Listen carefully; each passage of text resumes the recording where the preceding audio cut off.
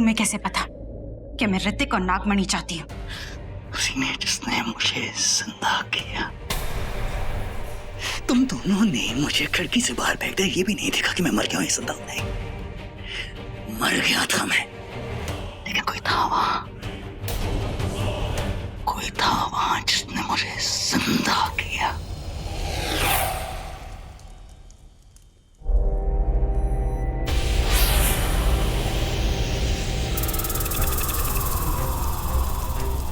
कई दिन बीत गए, महीने बीत गए, अब फिर से तेरा जहरीला वार का समय हो गया है।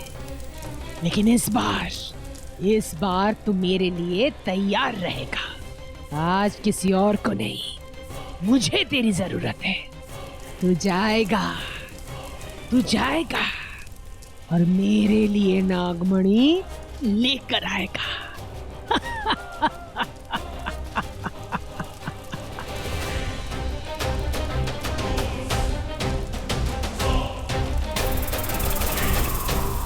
आजा। जय।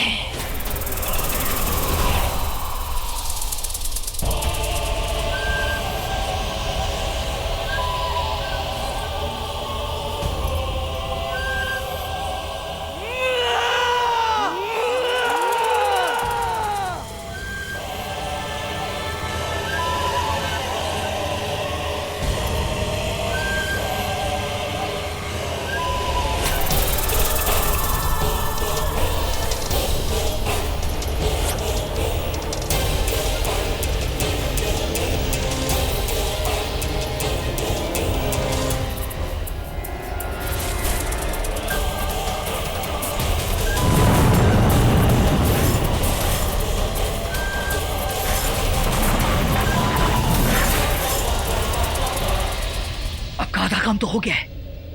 मैंने फिर से उस घर में वापस जाने का रास्ता ढूंढ लिया है।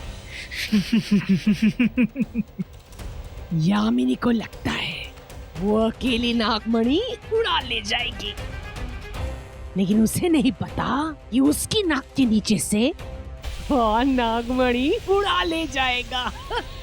कौन है वो जो उसके गुरूर को चकनाचूर कर देगा?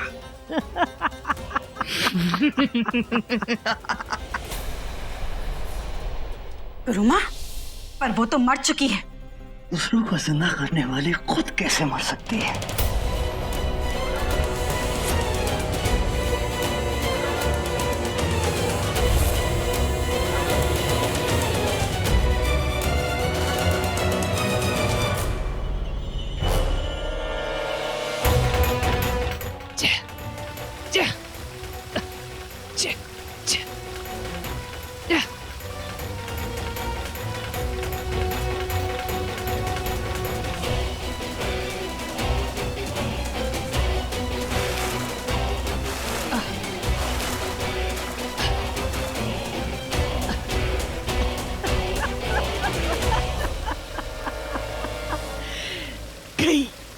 मर गई, सारी मधुमक्खियां मर गई। अरे हजारों नागिन का जहर है मेरे अंदर। मैं नागिन के डंक से नहीं मरी तो तुम लोगों के डंक से मरूंगी मैं। पागल थे वो लोग जो ये सोच रहे थे कि गुरुमा मर चुकी है। लेकिन अब मरेगी वो जिसने मुझे मारा। अब शिवन्या मरेगी और उसके बाद मैं नहीं, तुझे नहीं मारूंगा। जा, तुझे माफ किया, क्योंकि हम दोनों का मकसद एक है, शिवन्या की मौत। उसे मारकर तुझे तेरा ऋतिक मिल जाएगा और उसके साथ साथ तू नागमणि लाकर मुझे देगी। अगर सौदा मंजूर हो तो एक नागिन और एक नेवला हाथ मिला सकते हैं। मंजूर?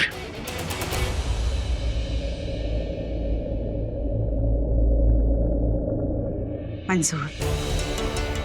लेकिन याद रहे, तुम्हारी होने वाली सासू मां को यह ना पता लगा कि मैं एक नेवला हूं।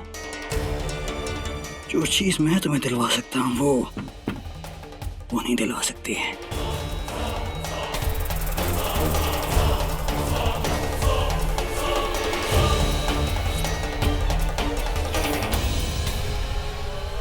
भूल जा कि एक नागिन और एक नेवले की सदियों पुरानी दुश्मनी दोस्ती बन सकती है।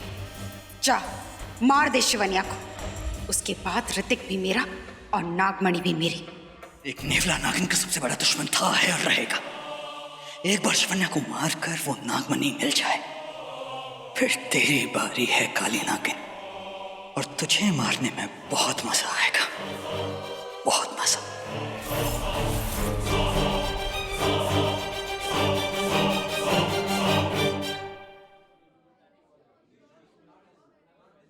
आइए रोके की रस्म शुरू करते हैं।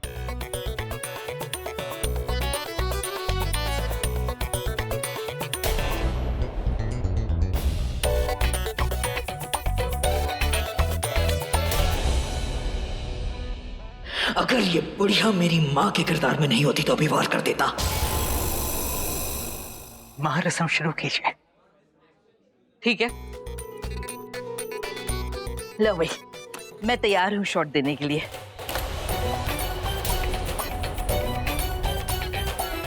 कौन सा सीन लगेगा? बोलो। वो क्या है ना, मेरी माँ को लगता है कि उनकी जिंदगी का हर एक पल एक मूवी के सीन की तरह है, और वो उस मूवी में एक माँ का किरदार बखूबी निभा रही हैं। तो वो हर मोमेंट को कैप्चर करना चाहती हैं। इसलिए माँ, रिकॉर्डिंग हो रही है, आप प्लीज रस्म शुरू कीजिए। करती हूँ, पर करना चाहिए। सुनिए, आपको शगुन के तौर पर ये चुनरी अपनी होने वाली बहू को उड़ानी है और तिलक लगाकर आशीर्वाद देना है। ठीक है जी, ठीक है। Thank you.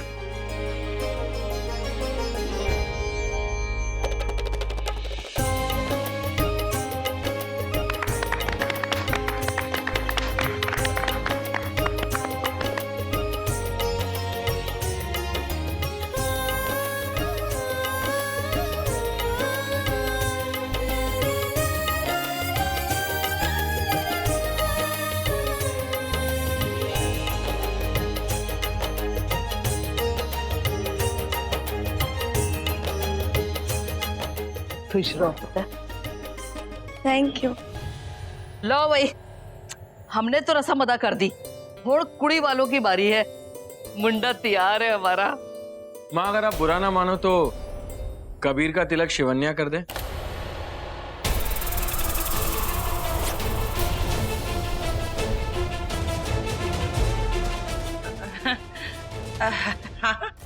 क्यों नहीं?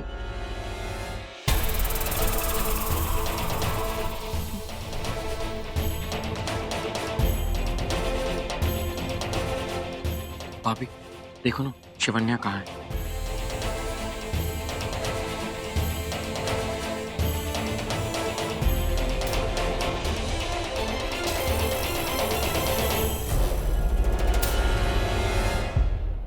अगर शिवन्या ने मुझे देख लिया तो अच्छा नहीं होगा, मेरे लिए भी और उसके लिए भी।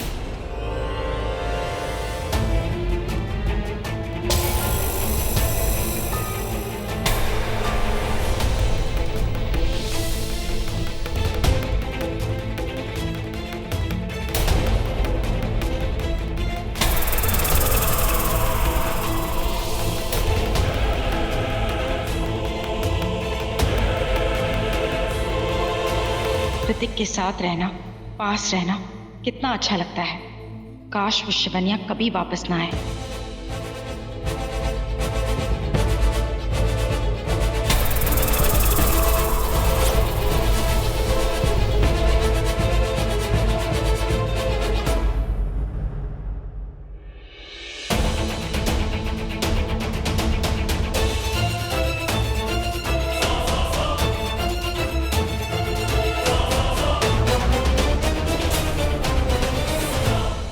कितनी प्यारी जोड़ी है, किसी की नजर ना लगे।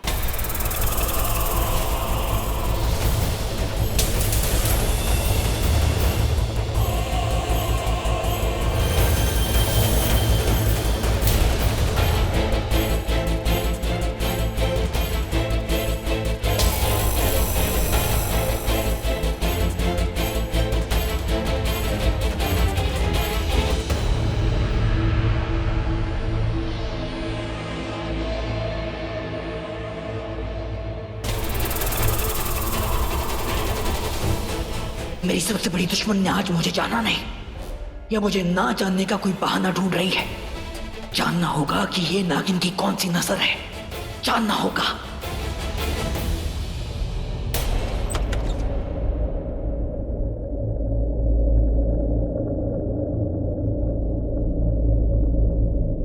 आपके इंजेक्शन लगाने का वक्त हो गया है।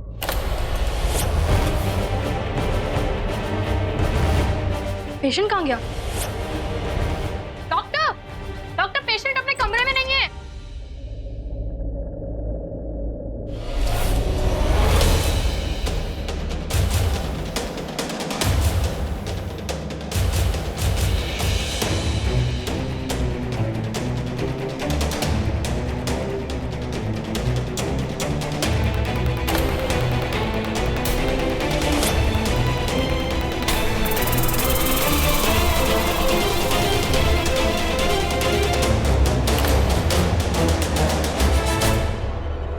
मैं तो तुम्हें देखते ही पहचान गई थी। तुम्हारी बू से पता चल गया था कि नेवला आया है। मुझे मारने जा रहे थे ना?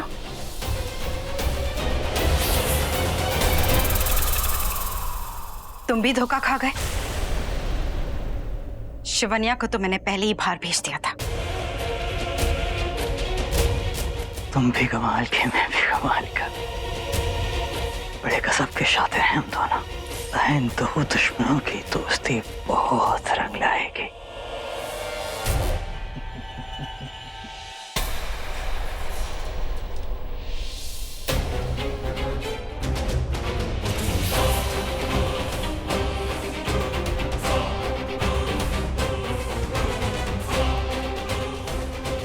क्या हुआ ऋतिक?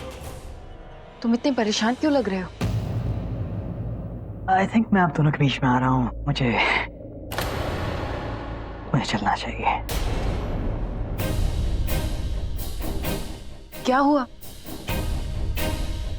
क्या हुआ ऋतिक? शिवन्या, पापा पता नहीं हॉस्पिटल से कहाँ गायब हो गए, पता नहीं कहाँ चले गए। मुझे समझ नहीं आ रहा है मैं उन्हें कहाँ ढूंढूं, क्या करूं। तुम चिंता मत करो ऋतिक, सब ठीक हो जाएगा।